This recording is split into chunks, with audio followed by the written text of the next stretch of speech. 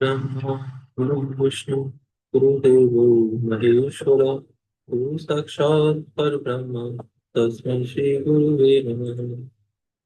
त्वमेव माता च पिता त्वमेव त्वमेव बन्धु च सखा त्वमेव त्वमेव विद्या द्रविणं त्वमेव त्वमेव सर्वं मम देव देव।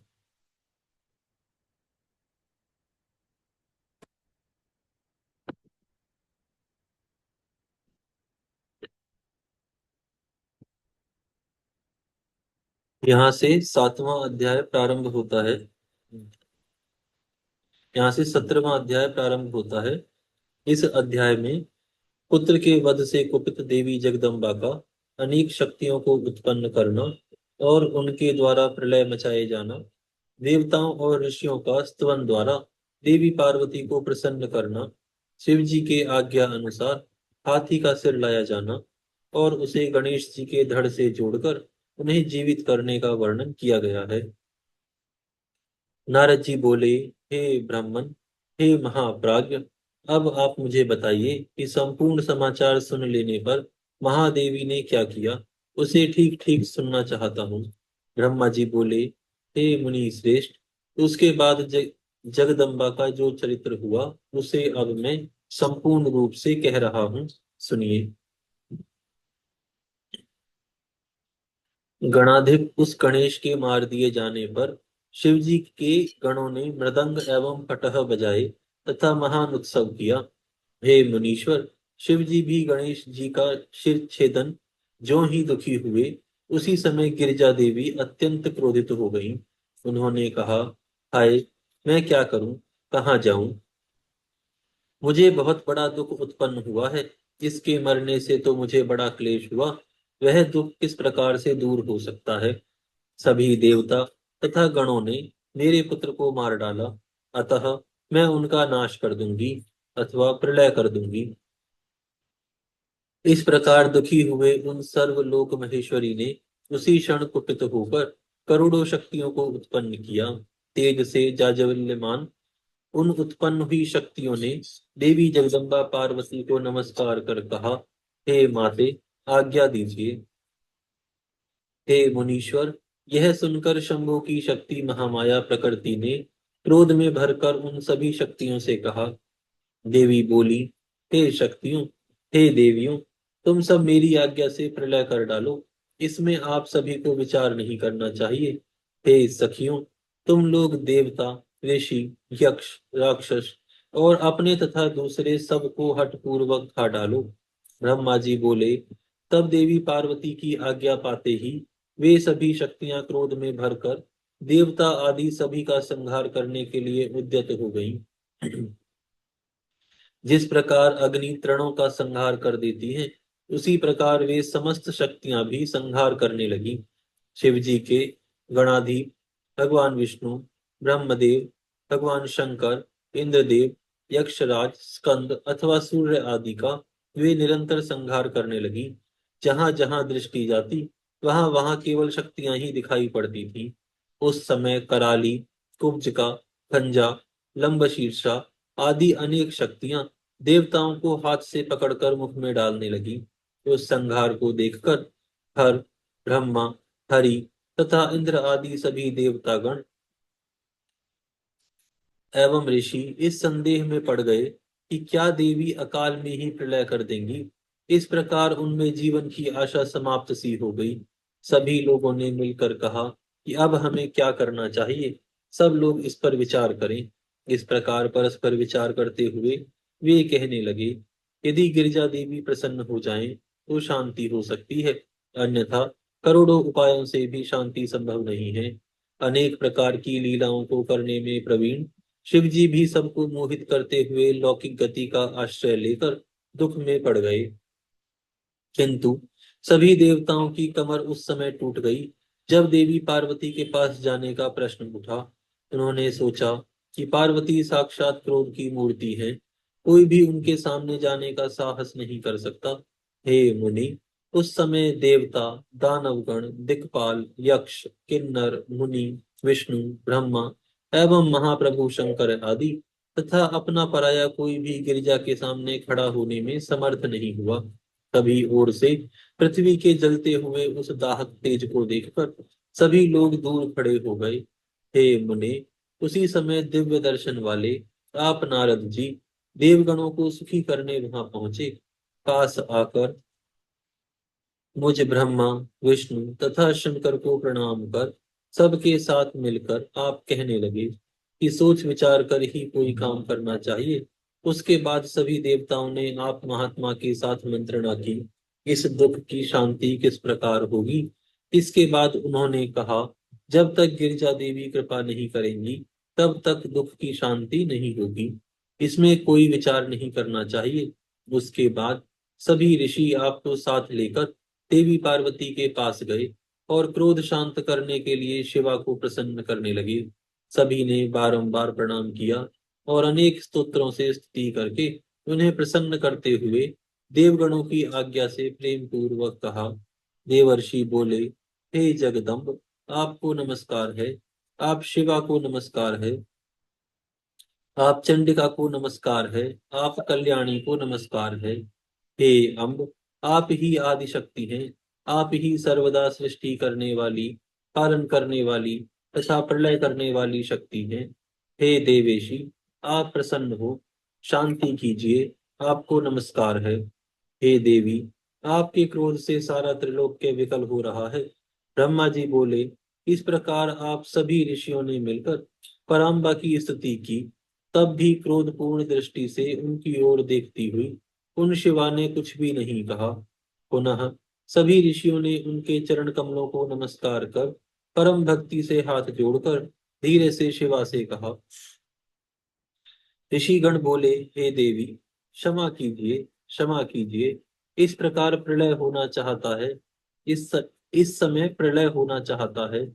हे अंबिके, आपके स्वामी यहीं पर स्थित हैं। देखिए देखिए, हम कौन हैं? ये ब्रह्मा विष्णु आदि देवता कौन हैं? वस्तुतः हम सब आपकी प्रजाएं हैं और हाथ जोड़कर खड़े हैं।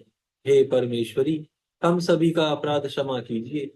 हे शिवे, सभी लोग व्याकुल हैं, अतः इनकी शांति कीजिए। ब्रह्मा जी बोले, ऐसा कहकर सभी ऋषिगण अत्यंत दीनता से व्याकुल हो अंबिका के सामने हाथ जोड़े हुए खड़े रहे। इस प्रकार उनका वचन सुनकर देवी चंडिका प्रसन्न हो गई और करुणाद्रचित्त हो ऋषियों से कहने लगी। देवियां बोली, यदि मेरा पुत्र जीवित हो जाए और तुम लोगों के बीच प्रथम पूज्य हो तो यह संहार नहीं होगा। यह आज से सबका अध्यक्ष हो जाए, और यदि तुम लोग उन्हें ऐसा कर दो तो मैं लोक में शांति हो सकती है, अन्यथा तुम लोगों को सुख की प्राप्ति नहीं होगी। ब्रह्मा जी बोले, देवी भगवती के द्वारा इस प्रकार कहे जाने पर आप सभी ऋषियों ने आकर के देवगणों के समीप जाकर उन देवताओं से सारा वृतांत निवेदन किया। तब यह सुनकर दुखित इंद्र आदि सभी देवगणों ने हाथ जोड़कर प्रणाम करके इस वृतांत को शंकर जी से निवेदित किया। यह सुनकर शिव जी ने भी देवताओं से कहा कि हम लोगों को भी वही करना चाहिए जिससे सारे संसार का कल्याण हो। अतः आप लोग उत्तर दिशा की ओर जाइए और सर्वप्रथम जो मिले उसका सिर लाकर इसके धड़ में जोड़ दीजिए। ब्रह्मा जी बोले। तदनंतर शिव जी की आज्ञा पालन करने वाले देवताओं ने ऐसा ही किया। गणेश जी का शरीर लाकर विधि पूर्वक उसका प्रक्षालन करके उसकी पूजा कर वे उत्तर दिशा की ओर चल दिए। वहीं पर उन्हें सर्वप्रथम एक दांत वाला हाथी मिला। तब उसी का सिर लेकर उन्होंने गणेश जी के शरीर में जोड़ दिया। सिर जोड़कर सभी देवताओं ने ब्रह्मा विष्णु तथा शंकर जी को प्रणाम करके यह वचन कहा। आपने जैसा कहा था वैसा हमने किया। अब इसके बाद जो कार्य शेष है उसे आपको करना चाहिए। इसके बाद शिव जी के गण तथा देवता सुखपूर्वक सुशोभित हुए। पुनः शिव जी ने जैसा कहा वैसा ही उन लोगों ने पालन किया। तब ब्रह्मा विष्णु आदि देवगण अपने प्रभु निर्गुण ब्रह्म ईश्वर शिव को प्रणाम करके उनसे बोले, जिस प्रकार हम महात्मा लोग आपके तेज से उत्पन्न हुए हैं, उसी प्रकार आपका तेज वेद मंत्रों के प्रभाव से इस शरीर में भी प्रकट हो जाए। इस प्रकार उन लोगों ने शिव जी का स्मरण करके मंत्र के द्वारा अभिमंत्रित उत्तम जल को गणेश जी के शरीर पर छिड़का। उस जल के स्पर्श मात्र से ही वह बालक शिव जी की इच्छा से चेतना युक्त हो जीवित हो गया और सोए हुए की भांति उठ बैठा। वह सुभग, अत्यंत सुंदर, हाथी के मुख वाला, लाल वर्ण वाला, प्रसन्न मुखमंडल, अत्यंत तेजस्वी तथा मनोहर आकृति वाले थे। हे मुनीश्वर, उस बालक ने उस बालक यानी पार्वती पुत्र को जीवित देखकर सभी लोग अत्यंत प्रसन्न हो गए और सबका दुख नष्ट हो गया। इसके बाद हर्ष से युक्त सभी लोगों ने देवी को उसे दिखाया और अपने पुत्र को जीवित देखकर देवी अत्यंत प्रसन्न हुई। यहाँ पर यह अध्याय पूर्ण होता है। यहाँ से 18वां अध्याय प्रारंभ होता है। इस अध्याय में देवी पार्वती द्वारा गणेश जी को वरदान, देवों द्वारा उन्हें अग्र पूज्य मानना, शिव जी द्वारा गणेश जी को सर्वाध्यक्ष पद का प्रदान करना, गणेश चतुर्थी व्रत विधान तथा उसका महात्म्य, देवताओं का स्वलोक गमन, इन सभी का वर्णन किया गया है।